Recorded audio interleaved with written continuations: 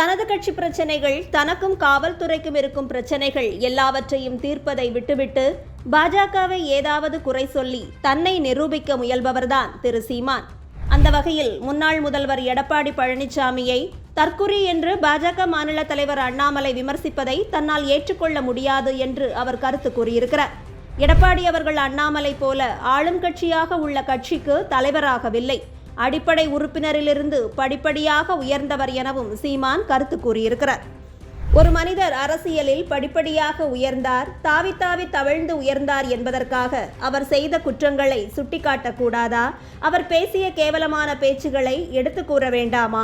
துரோக வரலாற்றை மக்கள் அறிய செய்ய வேண்டாமா என்பதே நமது கேள்வி. இதே சீமான் முன்னதாக எடப்பாடியை அடிமை என்றும், பதவி இறங்கினால் பக்கத்து வீட்டுக்காரன் கூட இபிஎஸ்ஐ மதிக்க மாட்டான் என்றும் கூறிய காணொளி இணையத்தில் தற்போது பரவி உள்ளது. எடப்பாடி பழனிசாமிக்கு நாமடா பயப்படுறது?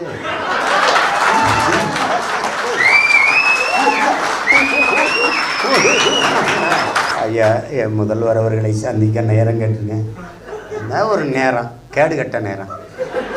அவரை போய் சந்திச்சு அதுவே ஒரு அடிமை, மோடி அடிமை.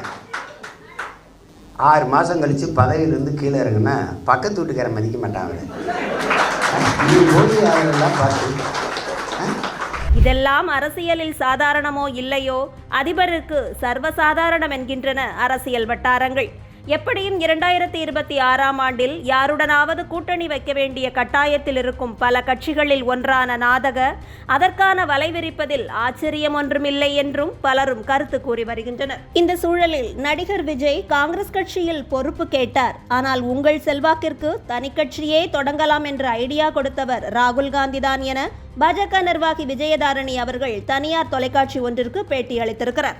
எந்த இடத்தில் பேசும்போதும் விஜயதாரணி அவர்கள் பாஜக குறித்து அதிருப்தியாக எதுவுமே தெரிவிக்காத போது பத்திரிகையாளர்கள் செல்வ பெருந்தகையிடம் போய் விஜயதாரணி பாஜக குறித்து அதிருப்தியில் இருப்பதாக கேள்வியை கேட்டுள்ளனர். செல்வ பெருந்தகையோ பாஜக விஜயதாரணியை உள்ளே இழுத்து கதவை சாத்திவிட்டது. நான் அப்போதே அவருக்கு அறிவுரை கூறினேன், போகுமிடம் சரியில்லை, அங்கு உனக்கு மரியாதை இருக்காது, தேசத்திற்கே துரோகம் செய்யும் பாஜகவில் சேரப்போகிறாயா என அறிவுரை கூறியும் கேட்காமல் அவர் தற்போது மாட்டிக்கொண்டார் என்று அரைவேக்காட்டுத்தனமாக பதிலளித்திருக்கிறார். தேச துரோகத்தின் மறு உருவமே காங்கிரஸ் தான் என்பதோடு பல கட்சிகள் தாவி வந்த குற்ற வரலாறு உடையவரெல்லாம் துரோகத்தையும் மதிப்பு மரியாதை குறித்தும் பேசுவதை கேட்கும்போது நகைச்சுவையாக இருப்பதை மறுத்துவிட முடியாது. இது மட்டுமல்லாமல் திராவிட மாடல் அரசு பெயர் சுட்டிக்கொள்ளும் எந்த விஷயமும் சற்றும் பொருந்தாததாக இருக்கும் என்பதற்கு முதல் உதாரணம் விடியல் அரசு. தமிழகத்தை இருட்டடிப்பு செய்துவிட்டு விடியல் என்று பெயர் வைத்த திமுக தற்போது அமைச்சர் சேகர்பாபுவுக்கு ஆன்மீக செம்மல் என்ற பட்டத்தை வழங்கி இருக்கிறது. பட்டம் வழங்கியது என்னவோ குன்றக்குடி அடிகளார்தான் என்றாலும் இந்த அரசியலை கூட தமிழக மக்களால் புரிந்து கொள்ள முடியாதா என்பது நமது கேள்வி. இதற்குத்தான் அமைச்சர் சேகர்பாபு முதல்வரின் காலை தொட்டு வணங்கி தனது நன்றியை தெரிவித்தாரா எனவும் பலரும் சந்தேகம் எழுப்பியுள்ளனர். கோவில் பணத்தை எடுத்து இவர்கள் பெயர் வாங்குவதற்கு கட்சி மாநாடு போல ஏதோ ஒன்றை நடத்தி அந்த கூத்தை ஆன்மீகம் என்றும் கூத்தடித்தவரை ஆன்மீக செம்மல் என்றும் கூறிக்கொள்ளும் கேவலமான மாடல் ஒழியும் காலம் வந்தால்தான் உண்மையில் விடியல் பிறக்கும் என்பதே நமது கருத்து.